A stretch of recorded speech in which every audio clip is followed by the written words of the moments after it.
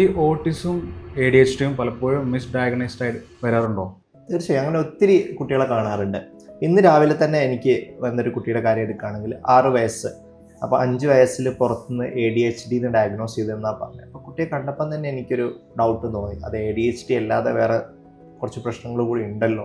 അങ്ങനെ ഞാൻ വിശദമായിട്ട് പാരൻറ്റിനോട് ചോദിച്ചു. അപ്പോഴാണ് പാരൻറ്റ് പറഞ്ഞത് 2-3 വയസ്സിൻ്റെ ഇടയിൽ കുട്ടി ശ്രദ്ധിക്കുന്നത് കുറവായിരുന്നു, ഐ കോൺടാക്റ്റ് കുറവായിരുന്നു, സോഷ്യലൈസ് ചെയ്യുന്നത് കുറവായിരുന്നു, അംഗനവാടി ചേർത്തിയ സമയത്ത് കുട്ടികളെ കൂടെ കളിക്കുന്നില്ലായിരുന്നു.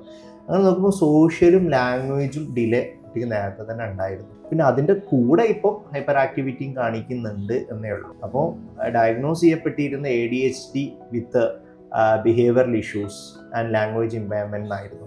പക്ഷേ കുട്ടിയുടെ ഫസ്റ്റ് ഡയഗ്നോസിസ് തന്നെ ഓട്ടിസം തന്നെ ആയിരുന്നു. പലപ്പോഴും നമ്മൾ ഈ ഡയഗ്നോസിസ് തെറ്റുന്നത് വഴി പ്രോപ്പർ ഇൻ്റർവെൻഷൻ അത് ബാധിക്കാറുണ്ട്. ഓട്ടിസമുള്ള കുട്ടികളുടെ സോഷ്യൽ കമ്മ്യൂണിക്കേഷനും ഇമോഷൻസിനും ഒക്കെ ഇമ്പോർട്ടൻസ് കൊടുത്തിട്ടുള്ള തെറാപ്പികളാണ് നമ്മൾ കൊടുക്കേണ്ടി വരും. ഇത് യൂഷ്വലായിട്ട് മിസ്ഡയഗ്നോസ് ചെയ്യുന്ന ഒരു സിറ്റുവേഷൻ ഞാൻ കണ്ടിട്ടുണ്ട്.